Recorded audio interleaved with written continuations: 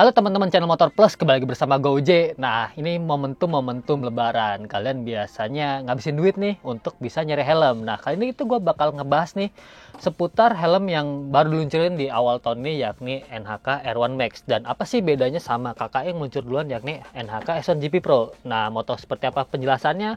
Tonton video ini sampai selesai.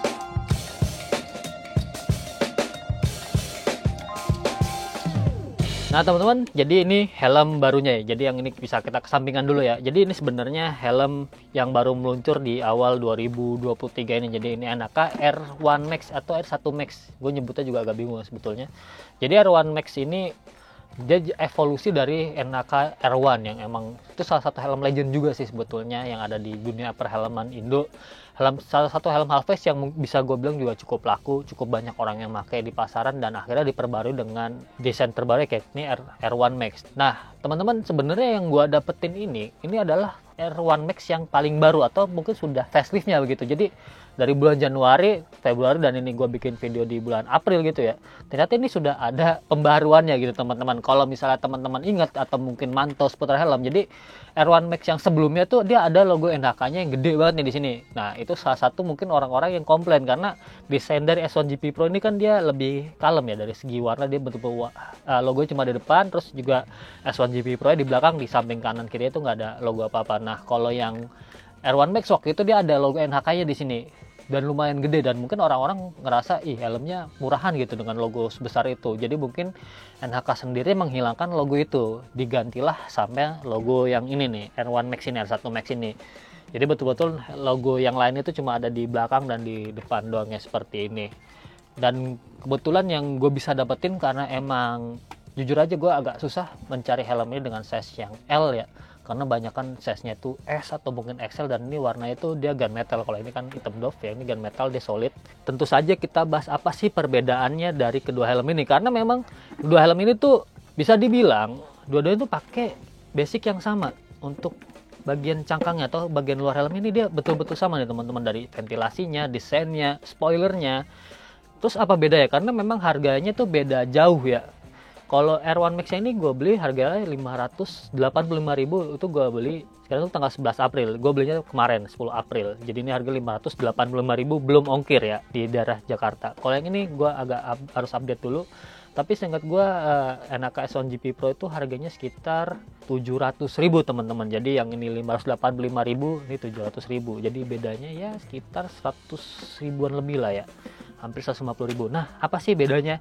Jadi kalau ini memang gue udah cukup sering pakai, sementara ini emang belum gue pakai, tapi sempat gue rasain impresinya sebelum gue bikin video ini. Jadi yang pertama paling mencolok perbedaannya di kedua helm ini adalah di visornya.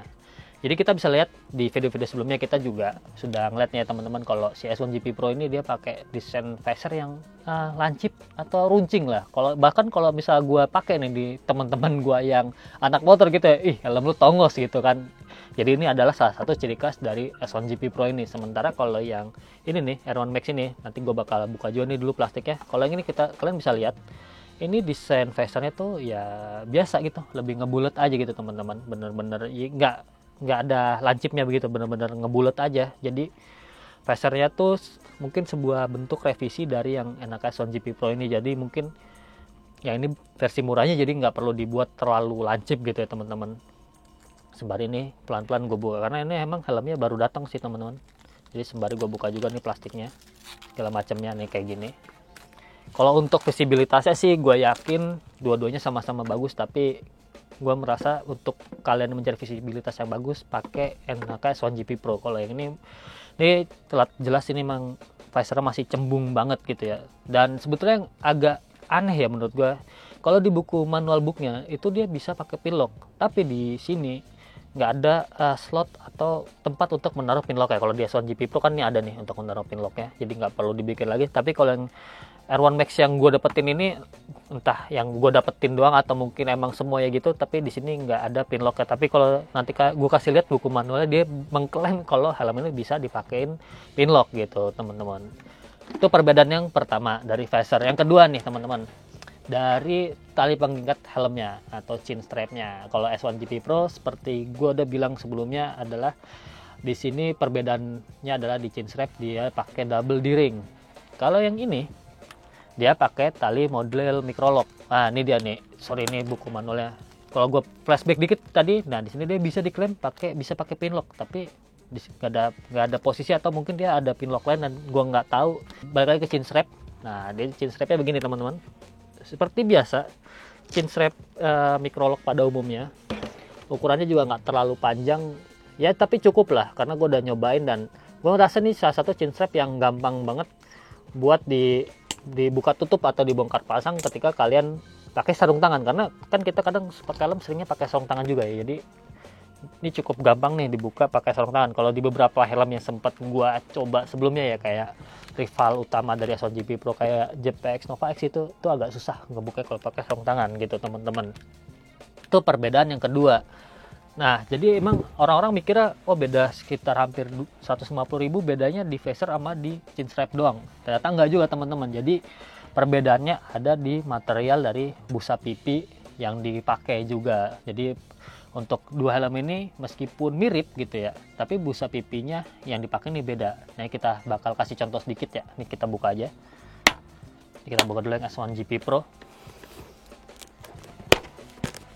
Nah ini yang S1 GP Pro, dan kebetulan helm ini size-nya sama. Jadi kita bisa lihat tebelnya. Kita buka yang R1 Max. Nah ini cara desain dan cara ngebukanya aja sama nih teman-teman. Nah dari bagian bawahnya nih dia sama semua. Terus tebal-tebalnya juga mirip. Tapi apa sih yang membedakan? Yang membedakan adalah bahannya gitu. Kalau misal S1 GP Pro yang gua tahu dia pakai bahan busanya itu dia seperti ada campuran dari microfibernya. Jadi lebih enak menyerap keringatnya. Gua akuin karena S1 GP Pro ini jadi salah satu helm gue untuk riding harian, apalagi kalau kondisi kita lagi liputan panas-panasan. Nah gue pasti pakai S1 GP Pro ini karena dia menyerap keringat dengan sangat maksimal gitu, dan gue pun salah satu orang yang mungkin gampang keringetan gitu ya di kondisi cuaca panas. Nah kalau yang R1 Max ini, kalau menurut beberapa orang yang pernah pakai R1 yang lama, jadi karakter busanya dia masih mirip ya. Ini seperti busa helm yang harga 500 ribuan pada umumnya lah ya. Dibilang tebel mungkin cukup gitu, tapi yang kurang adalah menyerap keringatnya. Jadi dengan bahan yang kurang bisa menyerap keringat seperti ini, busa yang karakternya seperti ini, yang seperti dipakai R1 Max ini, biasanya dia lebih basah gitu ya, lebih susah keringnya ketika kalian riding dalam kondisi berkeringat, dan cenderung lebih gampang berbau sih.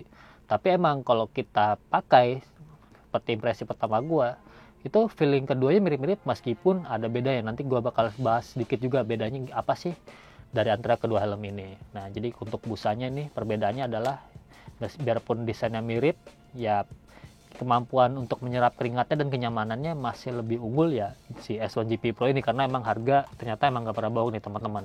Nah kita pasang lagi dan kita mau kasih impresinya gitu. Nah sekarang impresinya nih teman-teman, apa ada bedanya nggak sih sama yang ini? Nah sebenarnya gue udah ngerasain, gue sempat pakai riding juga meskipun dalam kondisi masih tadi diplastikin gitu. Nah untuk impresinya sebenarnya sama-sama aja lah, mirip-mirip, dan mungkin gue pasang dulu ya chin strapnya. Nah enaknya kalau helm-helm dengan microlock itu kita makainya cepet teman-teman, gak kayak double ring di mana kita harus satset baru ke kunci. Kalau microlock kan tinggal klik udah selesai semua. Dan ini menurut gue chin strapnya juga lumayan sesak sih sebenarnya, jadi kayak pakai setengah aja udah cukup. Tapi untuk impresi makainya memang helm ini gue merasa sedikit lebih ringan gitu ya. Kalau emang ini bobotnya kan dia klaimnya 1,4 kilo, jadi yang ini mungkin bedanya mungkin cuma 10 atau 20 gram, tapi ya bedanya paling dari visornya doang nih teman-teman. Jadi visornya nih bisa kalian lihat, visornya dipakai ya betul-betul mirip, tapi cuma nggak nyampe bawah aja. Dan juga dia ada double visornya seperti ini ya, yang pernah gue keluhin kalau posisinya kurang nunduk, tapi ini juga masih kurang sedikit sih.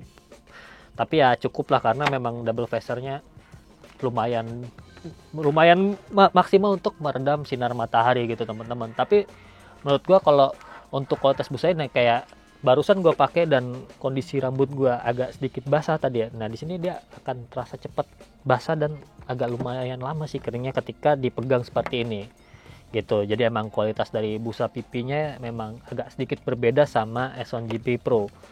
Dan gua juga yakin kalau misalnya kedepannya pun mungkin tidak serapat dari S1 GP Pro. Jadi kalau gua pakai ini, jadi kayak masih apa ya, ya ini kayak pakai helm halves pada umumnya aja, jadi kayak masih ada celah-celah longgar di bagian helmnya, kayak di sini, terus di sini tuh masih ada celah longgar ya. Sementara kalau gue lagi pakai S1GP Pro, sebetulnya feeling berkendaranya dengan helm ini adalah seperti pakai helm full face tapi bentuknya half face, udah gitu aja, karena semuanya serba rapat. Dan ditambah lagi kalau kita tutup visornya, si S1GP Pro ini rasanya tuh betul-betul seperti pakai helm full face begitu teman. Kalau yang ini jadi lebih santai aja sih, kayak lebih santai di kepala, lebih ada banyak celah juga di bagian rongga-rongga pipinya, di bagian atas kepala kalian, jadi kepala kalian tuh nggak cepet capek juga gitu teman-teman. Ya kalau misalnya gua kasih bintang dari 5, ya ini 4,5 lah untuk rekomendasi helm untuk harian, apalagi kalian yang mau ngabisin THR-nya gitu teman-teman.